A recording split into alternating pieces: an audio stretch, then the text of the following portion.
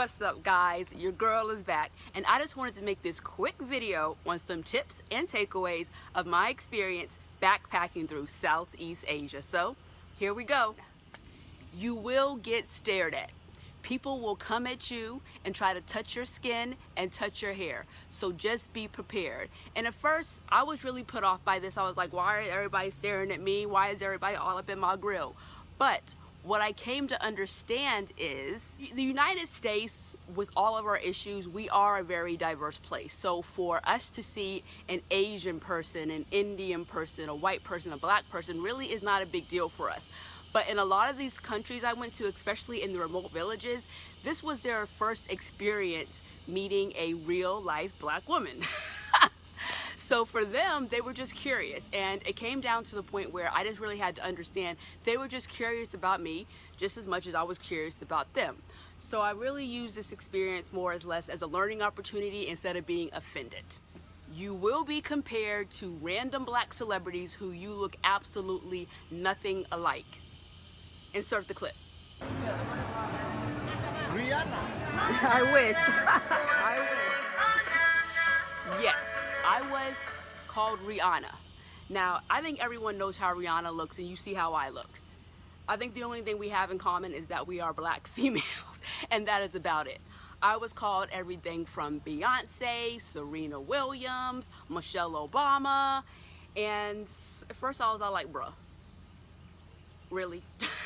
Is that all you can come up with? But once again, I came to understand that they thought that this was a compliment. And for them, what they see on TV are these entertainers in terms of black females. So I guess they thought it was a compliment. I thought it was weird, but whatever. I took it and I ran with it. You will be asked to take photos with people who you have never met in your life. You will be walking down the street, minding your own business, taking videos, taking pictures, and all of a sudden someone comes up to you, can I take a picture with you? And I'm thinking to myself, why? Number one. But honestly, at first, when the first person asked me to take a picture, I thought they were asking me to take a picture of them or their family. And then they're all like, no, I want to take a picture with you. And I was like, really? What? Me? That had never happened to me before in the good old United States of America. I walk down the street and no one even cares. But in Thailand and Indonesia and Malaysia, superstar, that's what you are.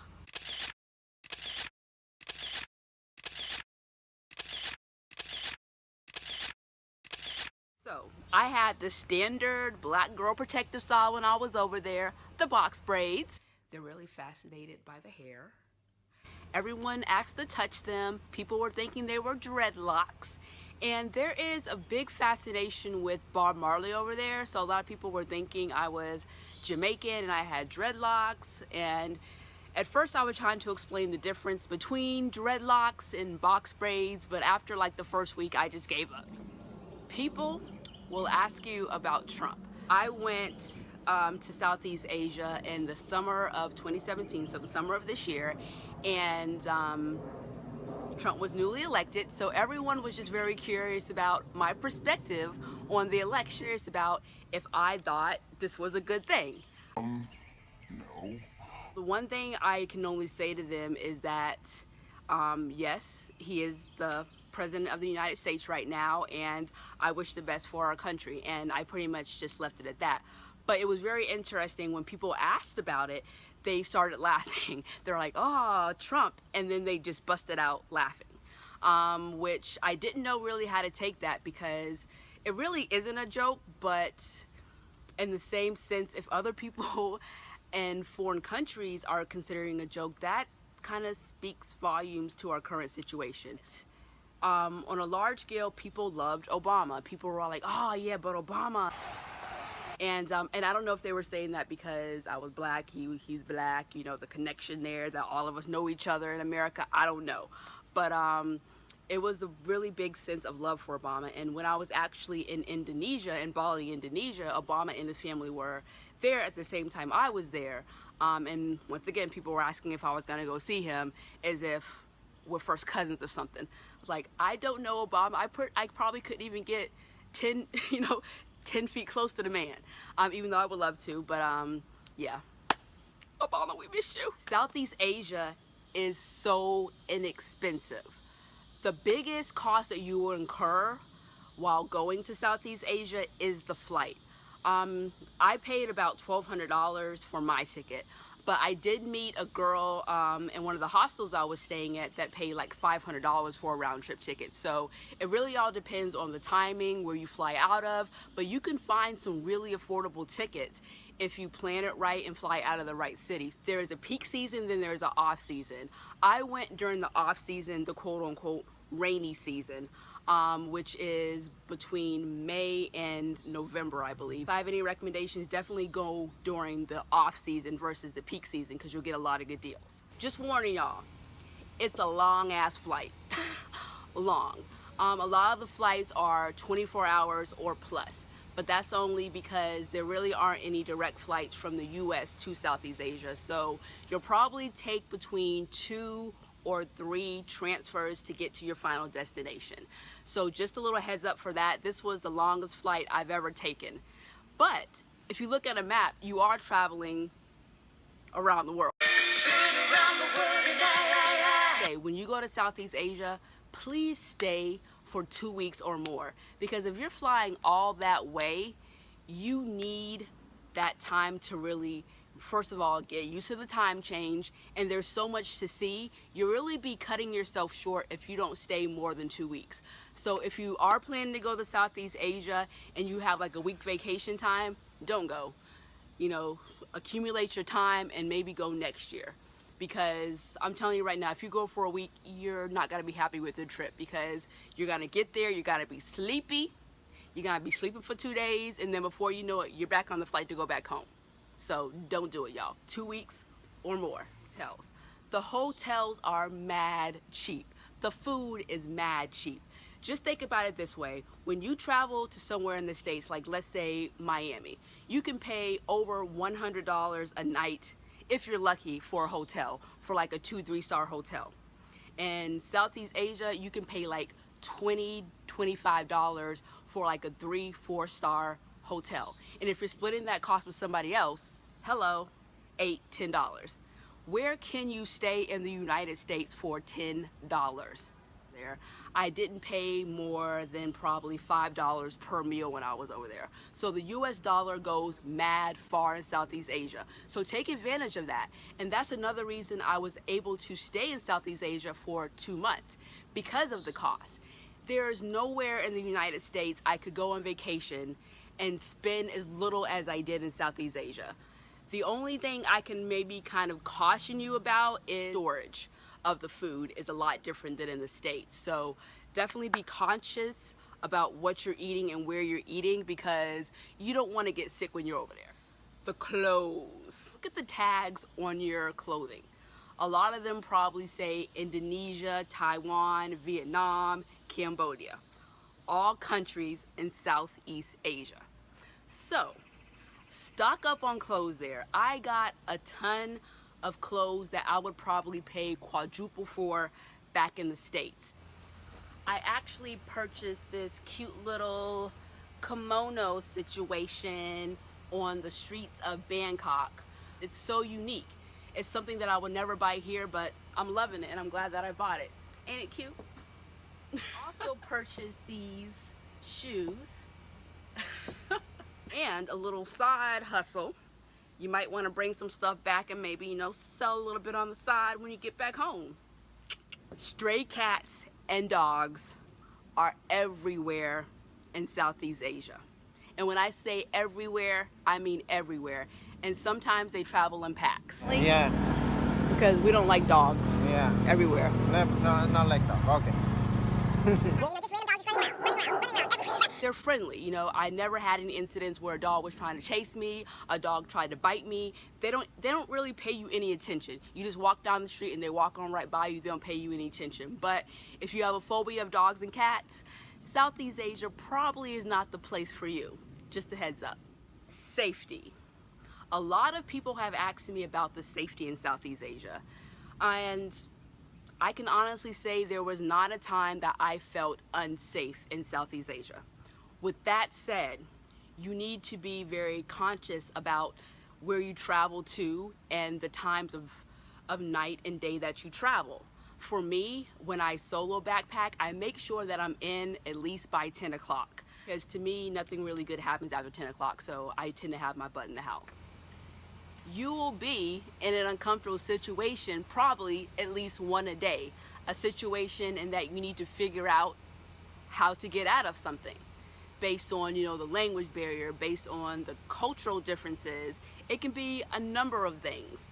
But the key is, don't get so worked up about it. You need to count on yourself to figure out how you're going to get out of this situation that you're currently in. The sense of accomplishment that I got from, just taking a deep breath, calming down and saying, okay, Alicia, how are you going to figure this out?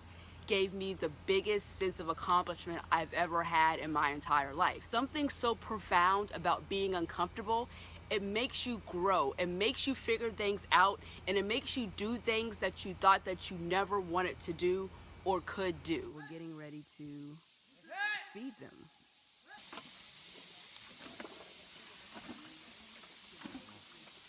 You want to touch them?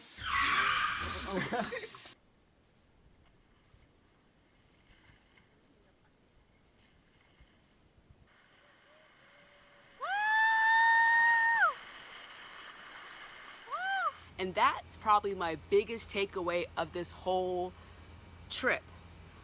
I did things that I never thought I could do or maybe even wanted to do. I tried surfing. I climbed an active volcano.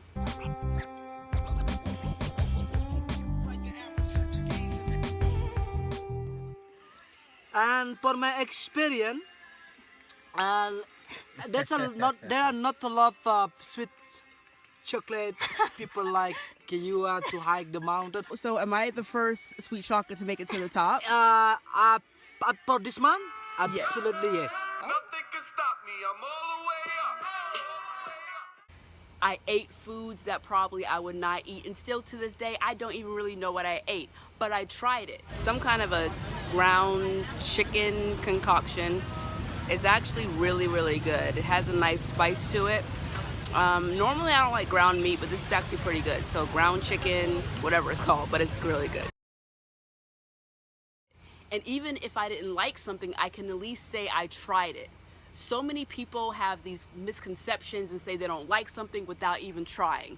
And if you don't try something, you'll never truly know, and you'll never grow and be exposed to this great world.